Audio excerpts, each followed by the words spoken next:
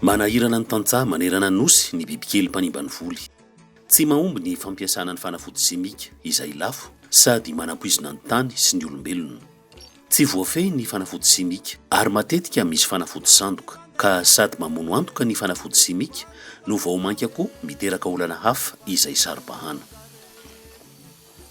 Nanoloana an'izay zavatra zay nefa dia tamin'ny taona voalohany no azo lazaina sahirana ny tantsaha mpamokatra ary betsaka ny fambolena tena simba tanteraka hatrany amin'ny 500 isan-jato ary.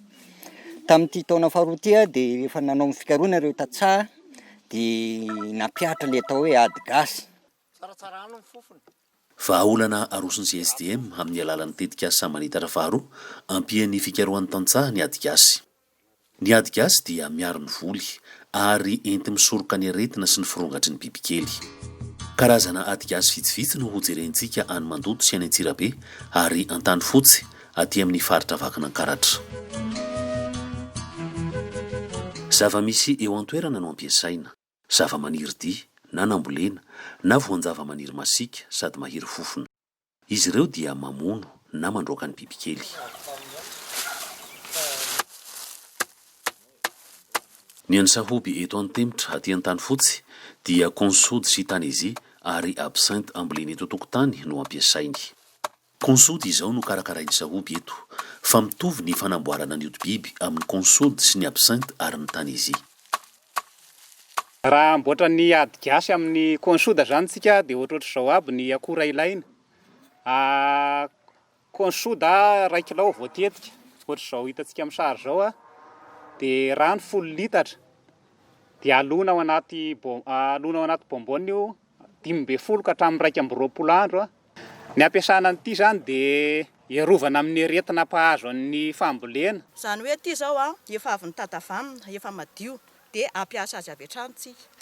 Dia ity ny 1 litra amin'izy ity tapohana rano 10 litra dia alefa amin'izay ny famendrahana azy eny an-tamboho. Intelo na inefatra mamendraka fanafody ny tantsaha mandra-piakatry ny vokatra. Ny mahatsara ny ady gasy dia tsara ny vokatra sady ny ranom-panafody dia tsy mamparary. Le avantazan'ny ady gasy zany dia tsy mila manao kasibosy satria raha produit simika no ampiasana dia mety voan'ny arety tratra amin'le fofon'le fanafody. Ny ady gasy tsy dia misy fofona sady tsy manimba tratra. Za zao mamboly voatabia tamin'izany mbola tsy nanao ady gasy dia 503 kilao ny vokatra azo amin'ny 1 ara. Fa rehefa nampiasa ady gasy dia mahatratra mihoatra ny 700 kilao no azo amin'ny 1 ara. Sady ny tombotsoa azo avy aminy mateza ny voatabia zany tsy mora simba.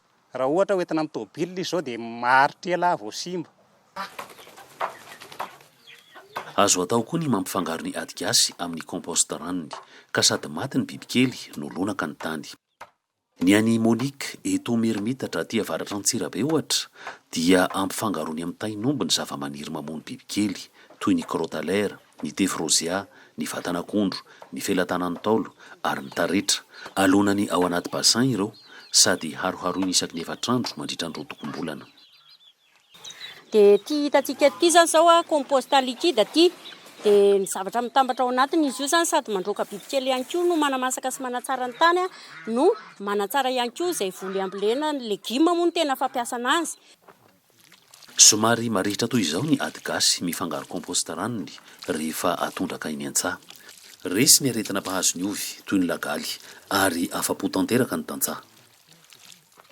Tena hoe ny ovy moa zany dia tena vaventy tsara mihitsy satria zahay zany tao tamin'ny fambolena voly avitra iny nitahiry ovy nandritra ny 5 volana fa tena tsy simba mihitsy le izy. Eto Mazoto aty amin'ny distrikany Mandoto dia vaventy be ny katsaka satria voary ny ady gasy amin'ny olitra na chenille légionnaire. Ireto ny akora ampiasaina: sohi na laurier, taretralahy, felatanan'ny taolo, ravo-mandelaka samy iray fehezany avy. Ao koa ny paraky gasy sy ny sakay tsy lany 5 lahy eran'ny lovia.